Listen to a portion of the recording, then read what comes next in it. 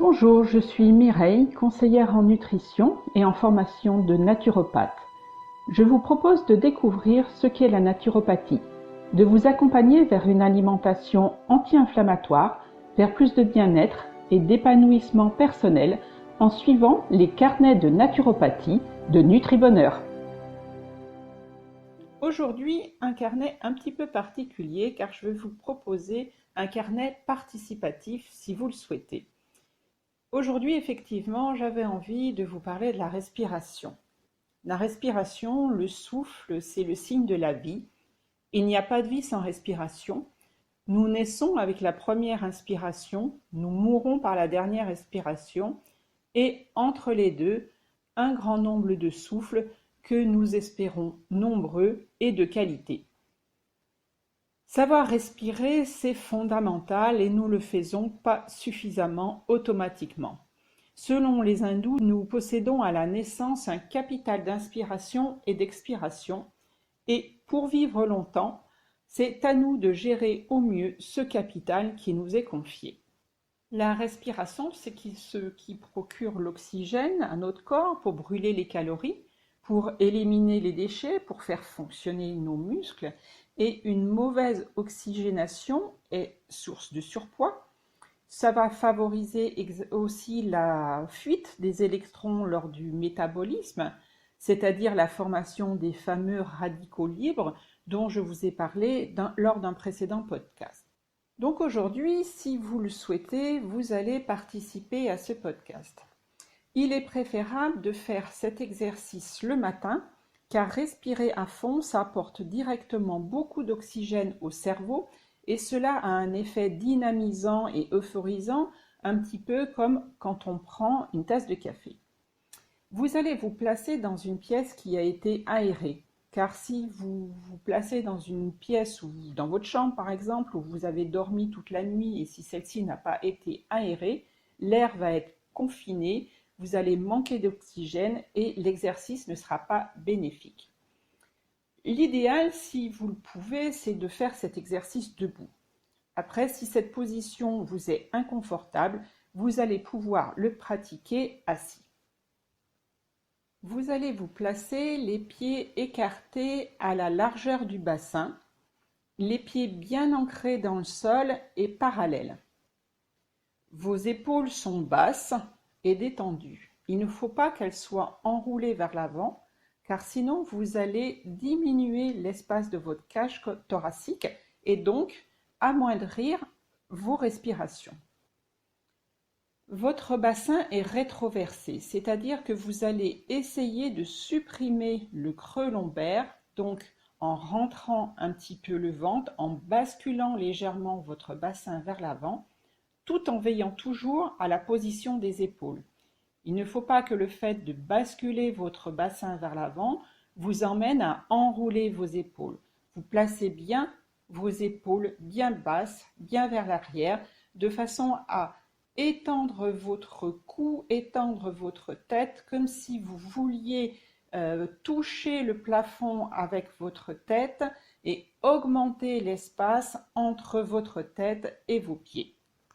Vous allez inspirer en gonflant en premier votre ventre, puis la poitrine, sans monter les épaules, en prenant une inspiration longue.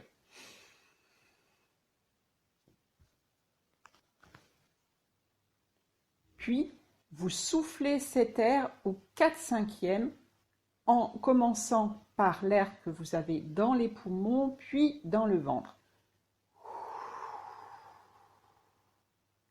Là, vous bloquez votre respiration, c'est ce qu'on appelle la rétention, et vous allez essayer de faire bouger votre ventre, c'est-à-dire le diaphragme, pour le détendre. Et là, on va compter d'abord 5 secondes. 1, 2, 3, 4, 5. Puis, vous allez expirer le reste de l'air au maximum.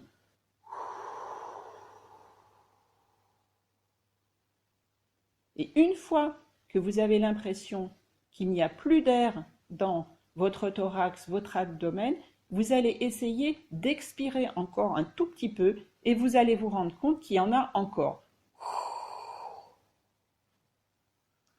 Cela peut des fois vous entraîner à tousser un petit peu, mais ce n'est pas grave du tout. Vous allez inspirer de nouveau, une grande inspiration en gonflant d'abord le ventre, l'abdomen, puis la cage thoracique. Et là, vous allez expirer, toujours en commençant par les poumons, en vidant, et le ventre. Et là, vous ne procédez pas à une rétention, vous allez expirer la totalité de l'air. Et quand il n'y en a plus, il y en a encore. Voilà, jusqu'à la fin. Vous allez ainsi alterner des respirations avec une rétention, avec des respirations sans rétention. Donc, on va recommencer la respiration avec rétention. Et cette fois, au lieu de compter 5 secondes, nous allons compter 10 secondes. Donc, on inspire, l'abdomen, le ventre, je gonfle, je gonfle, je gonfle, la cage thoracique au maximum et je souffle. Je commence par les poumons et là je bloque et je compte. 1, 2, 3, j'oublie pas mes petits mouvements de ventre. 4, 5, 6, 7, 8, 9, 10 et je souffle. Je souffle, je souffle, je souffle et je termine.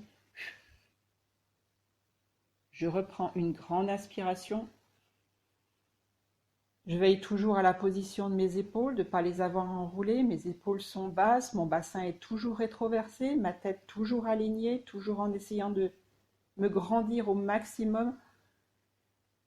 Et j'inspire, j'inspire, j'inspire, j'inspire, j'inspire. Et je souffle.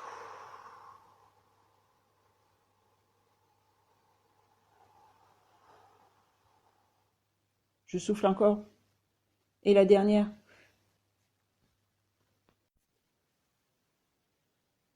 Nous allons pouvoir ainsi augmenter le temps de la rétention. Nous avons fait 5 secondes, puis 10 secondes. Vous pourrez ensuite passer à 15 secondes, 20 et plus si vous y arrivez. Avec un petit peu d'entraînement, on arrive facilement jusqu'à 30 secondes. Vous pourrez pratiquer ce petit exercice également en cas de gros stress. Cela permet de prendre du recul face à une situation angoissante et souvent de mieux gérer la difficulté. Ce petit exercice est à pratiquer aussi avant les repas, de façon à faire retomber la tension qui nous entoure avec notre rythme de travail qui est souvent trop intense. On arrive à l'heure du déjeuner en étant stressé et cela permet d'aborder ce moment privilégié en pleine conscience. Cela évite de se précipiter goulûment sur le premier plat qui nous est servi ou sur la corbeille de pain. Ça permet d'avoir la liberté de choix sur la qualité, sur la quantité de ce que nous mangeons. Comme je vous l'ai dit, ces petits exercices c'est à pratiquer en principal. Enfin, pour le mieux, c'est de le faire le matin. Ça serait intéressant de le pratiquer tous les matins. 5 minutes à peu près suffisent pour oxygéner notre corps, notre cerveau et démarrer de façon positive notre journée avec un regain d'énergie. J'espère que ce moment de détente vous a été bénéfique. Vous retrouverez d'autres conseils de bien-être, des recettes anti-inflammatoires sur mon site NutriBonheur. Pour moi, je vous souhaite une bonne journée pleine d'énergie et je vous dis à bientôt.